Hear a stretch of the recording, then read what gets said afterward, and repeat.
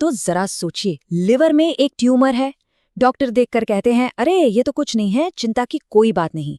पर क्या हो अगर इस बिल्कुल साधारण से दिखने वाले ट्यूमर के अंदर एक बहुत ही खतरनाक राज छिपा हो? और बस यही सवाल आज हमारे इस पूरे विश्लेषण का सेंटर पॉइंट है। हम आज एक ऐसे मेडिकल रहस्य की तह तक जाएंगे जो हमें ये बताता है कि कैसे कभी-कभी जो चीजें ऊपर से सबसे सेफ, सबसे सुरक्षित लगती है ना, असल में उन्हीं में सबसे बड़ा खतरा छुपा हो सकता है। तो चलिए मिलते हैं इस कहानी के मेन कैरेक्टर से। अब देखिए, इसका साइंटिफिक नाम थोड़ा मुश्किल है।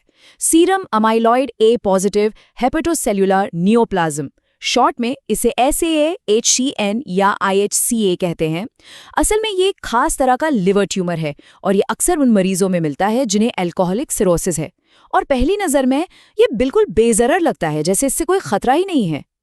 चलिए इसको और भी आसान बनाते हैं। आप इसे ड्रिंकर्स नूडल्स की तरह समझ सकते हैं। ये वो चीज़ है जिसे डॉक्टर बहुत लंबे समय से जानते हैं और आमतौर पर इन्हें बिल्कुल सेफ ही माना जाता है। पर जैसा मैंने कहा, इनकी ये जो शक्ल है ना, ये धोखा दे सकती है। और बस यहीं से असली चैलेंज शुरू होता है। सोचिए, जब एक जैसे दिखने वाले कई ट्यूमर हों तो कोई ये कैसे पता लगाएगा कि भाई किस पर नजर रखनी है और किसे तुरंत सर्जरी करके निकालना जरूरी है? ये वो सवाल है जिस पर किसी मरीज की पूरी जिंदगी टिकी होती है।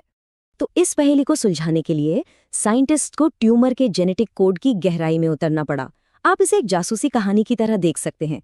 हमारे पास एक मेन सस्पेक्ट है और कुछ बहुत जरूरी सुराग। तो हमारा मेन सस्पेक्ट एक जीन है, नाम है CTNB1।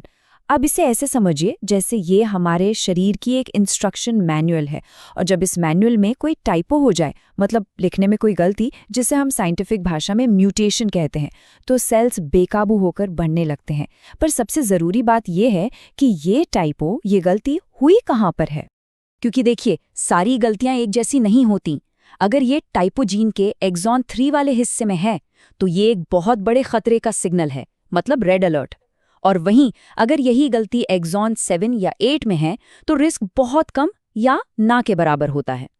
तो आप समझ सकते हैं कि सही टाइपो की पहचान करना कितना जरूरी है। तो सवाल ये है कि पैथोलॉजिस्ट्स इन जेनेटिक टाइपोस को ढूंढते कैसे हैं? वो एक सुराग का पीछा करते हैं। होता क्या है कि जब CTNB1 जीन में वो खतरनाक वाला टाइपो होता है तो सेल्स बहुत ज्यादा मात्रा में एक प्रोटीन बनाने लगते हैं जिसका नाम है ग्लूटामाइन सिंथेटेस या GS। और ये प्रोटीन टिश्यू सैंपल पर एक रंगीन धब्बा छोड़ देता है, बिल्कुल वैसे ही जैसे किसी क्राइम सीन पर कोई अपराधी अपने पैरों के निशान छोड़ जाता है। और यही निशान जासूस को सही रास्ते पर ले जाता है। तो ठीक है, अब हमारे पास सस्पेक्ट भी है और सुराग भी। तो चलिए देखते हैं कि रिसर्चर्स ने अपनी इन्वेस्टिगेशन को आगे कैसे बढ़ाया। उन्होंने एक एक सबूत को बहुत ही बारीकी से फॉलो किया। उनका तरीका बिल्कुल सिस्टमैटिक था। स्टेप 1, उन्होंने ट्यूमर के सैंपल इकट्ठे किए।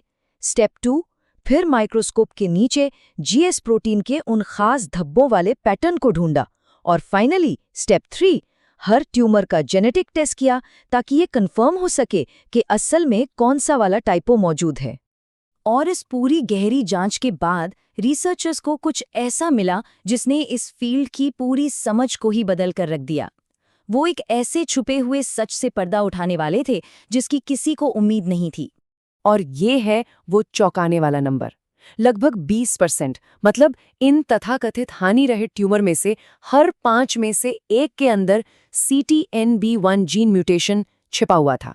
सोचिए जरा, ये कितनी हैरान करने वाली बात है। चलिए इन नंबर्स को थोड़ा और गौर से देखते हैं।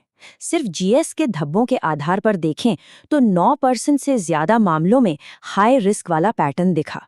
लेकिन जब जेनेटिक टेस्ट किए गए तो पता चला कि लगभग 16% ट्यूमर्स में असल में वो हाई रिस्क वाला एक्सॉन 3 म्यूटेशन था। मतलब हर 6 में से 1 हानि रहित दिखने वाले ट्यूमर के अंदर कैंसर बनने का पोटेंशियल छिपा हुआ था। और ये तस्वीरें बिल्कुल साफ दिखाती हैं कि वो देख क्या रहे थे। लेफ्ट साइड वाली तस्वीरों में देखिए, GS का जो धब्बा है, मतलब ये जो भूरे रंग का एरिया है, वो पूरे सैंपल में फैला हुआ है। ये हाई रिस्क म्यूटेशन का एक क्लियर इंडिकेशन है। अब राइट साइड वाली तस्वीर देखिए, यहाँ धब्बा सिर्फ ट्यूमर के किनारे किनारे एक पतली सी लाइन जैसा है जो बताता है कि रिस्क बहुत कम है। लेकिन यहाँ एक और बहुत ज़रूरी बात पता चली। रिसर्च में ये सामने आया कि कभी-कभी, खासकर जब बायोप्सी के सैंपल बहुत छोटे होते हैं, तो ये धब्बे या तो ठीक से दिखते नहीं या फिर उस सैंपल में होते ही नहीं हैं। इसका सीधा सा मतलब ये है कि सिर्फ धब्बों को देखकर फैसला करना हमेशा सही नहीं हो सकता। ये काफ़ी नहीं है। तो इस पूरी जासूसी का, इन सारे नंबर्स और तस्वीरों का असल मतलब क्या निकलता है? पेशेंट्स की देखभाल के लिए ये सब जानना इतना ज़रूरी क्यों है? ये लाइन सीधे स्टडी से है और इसका सार बस इतना सा है कि इस हाई रिस्क म्यूटेशन का सही पता लगाना किसी मरीज के लिए जिंदगी और मौत का सवाल बन सकता है, क्योंकि इसी एक जानकारी से ये तय होता है कि सर्जरी करनी है या नहीं। तो इस पूरे विश्लेषण का निचोड़ क्या निकला? ये हमें एक बहुत ही पावरफुल 2 स्टेप अप्रोच देता है। पहला स्टेप, जीएस धब्बे को देखो, और अगर जरा सा भी शक हो तो दूसरा स्टेप, जेनेटिक टेस्ट से कंफर्म करो। ये तरीका डॉक्टर्स को उन मरीजों को पहचानने में मदद करता है जिन्हें सच में इलाज की जरूरत है, और एक हानिरहित से दिखने वाले ट्यूमर को जानलेवा बनने से पहले ही रोक देता है। और आखिर में ये हमें एक बहुत बड़े सवाल के साथ छोड़ जाता है। अगर एक हानिरहित लिवर ट्यूमर में इतना बड़ा रिस्क छिपा हो सकता है, तो जरा सोचिए ऐसी और कितनी हानिरहित बीमारियां होंगी जिनके अंदर ऐसे ही जेनेटिक राज दफन हो सकते हैं। ये रिसर्च सिर्फ एक पहेली को नहीं सुलझाती, बल्कि ये हमें मेडिसिन के भविष्य की एक जबरदस्त झलक भी दिखाती है।